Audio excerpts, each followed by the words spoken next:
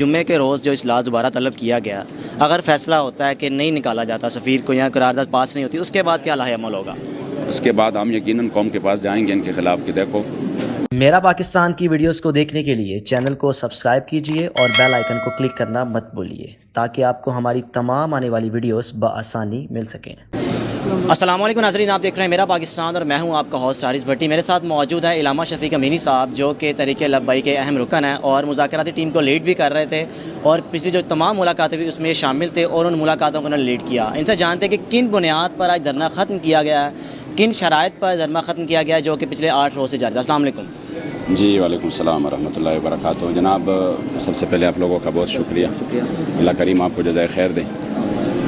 हमारे जो 5 महीने पहले जो हमारा मेन मुतालबा था और उसको हम लेके फैज़ाबाद निकले थे, वो था कि फिर हुकूमत ने हमारे साथ जो मामला फैज़ाबाद किया उसमें ये था कि आप फ्रांस की सफ़ीर के मामले को हम पार्लियामेंट के ज़रिए हल करेंगे और आपकी करारदाद को, जो कि सफ़ीर की मुल्क बदरी की करारदाद होगी, वो हम पार्लियामेंट में लेके जाएंगे। बिल्कुल। तो अल्हम्दुलिल्लाह हमें जो है ना आज उसमें बेहतरीन कामयाबी मिली है और हमारे वादे के मुताबिक हुकूमत ने आज परसों जो इजलास था उसको आज बुला के उसमें वो करारदाद पेश की है, जो कि इससे पहले जो हमारा डेडलॉक बरकरार रहा था और फिर उसके बाद हमारे अमीर मोहतरम की गिरफ़्तारी हो गई थी, तो वो भी एक करारदाद था, लेकिन उसमें हमारे मुआहदे का सिरे से ज़िक्र ही नहीं था और एक मज़म्मती करारदाद था जिसको हमने यकसर जो है ना वो मुस्तरद कर दिया कि इसमें हमारे मुआहदे का ज़िक्र नहीं है, हमें वो करारदाद चाहिए जिसमें सफ़ीर की मुल्क बदरी की बात हो।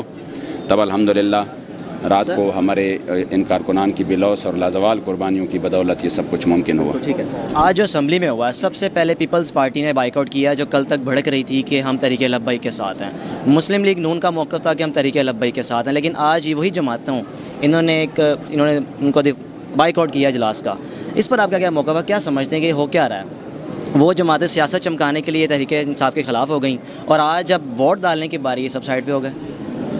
जब इस्लाम की बात हो, हुज़ूर के इश्क़ व वफ़ा की बात हो, तो फिर अगर ये आपस में जितनी भी यानी अपने एक दूसरे के साथ इख्तिलाफ़ करते हैं, लेकिन जब इस्लाम की बात पर वो तमाम के तमाम हमारे ख़िलाफ़ पैरैकी हो जाते हैं और ये हमने बार देखा है। वो पीपल पार्टी हो या जो भी हो, लेकिन अगर वो हुकूमत में नहीं है या PDM का हिस्सा है और वो एक तहरीक भी चला रहे हैं, लेकिन अगर हुकूमत उनको लगा कि हम एक बात में हम कामयाब होते जा रहे हैं, तो फिर ज़ाहिरी बात है फिर उन्होंने तो बाइकाट करना ही है।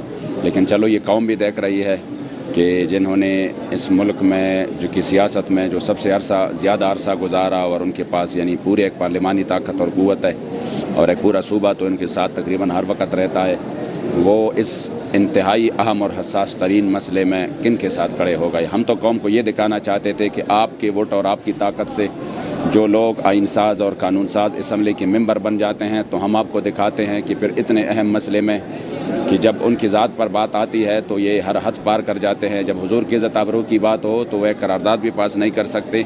तो हम आपको दिखाना चाहते हैं कि क्या वो फ्रांस के साथ है या वो रसूलुल्लाह के साथ है।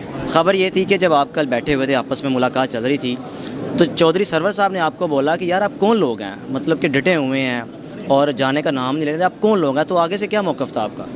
उनका ये था, चौधरी सरवर साहब माशाल्लाह, उन्होंने तहरीक के हवाले से जो इनके सामने तहरीक का मौक़िफ़ गया, मुआहदे देखे और फिर हमारे से बात हुई, वो बड़ा इम्प्रेस हुआ।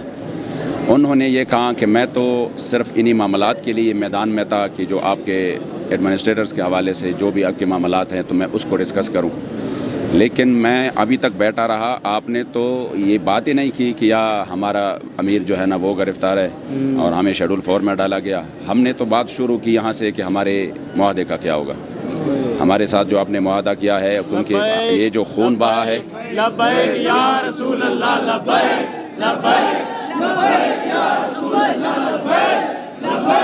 कि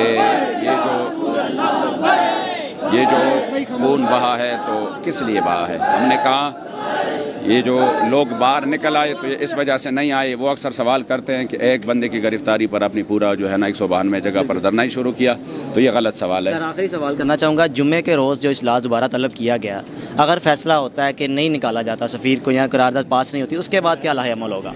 उसके बाद हम यकीनन कौम के पास जाएंगे इनके ख़िलाफ़ कि देखो, आप अपने मिनज से पूछिए कि वो आपकी वोट को इन्होंने कहाँ पे इस्तेमाल किया। यानी कि आप दोबारा फिर फैज़ाबाद का रुख करेंगे?